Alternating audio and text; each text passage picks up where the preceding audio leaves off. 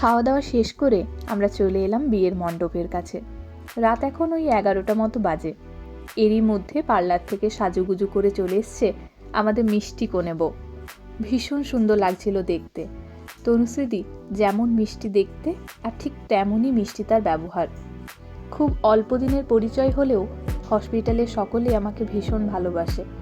সবাই আমরা একটা বড় পরিবারের অংশ হয়ে গেছি, তাই শত কাজের ব্যস্ততার ভিড়েও একটু সময় বের করে আমরা চলে এসেছি তনুশ্রীদির জীবনের এই সুন্দর দিনটিতে উপস্থিত থাকার জন্য। আমরাও দিদির সাথে একটু ফটো ভিডিও তুলে নিলাম, দিয়ে বেরিয়ে পড়লাম বাড়ির উদ্দেশ্যে।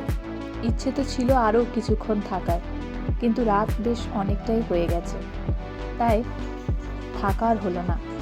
যাই হোক, হই হুল্লোড় করতে করতে চলে এলাম বাড়িতে। আজকের ভিডিওটা এই পর্যন্তই। সকলে জানিও ভিডিওটা কেমন লাগলো। ভালো থেকো, সুস্থ থেকো। টাটা সকলকে।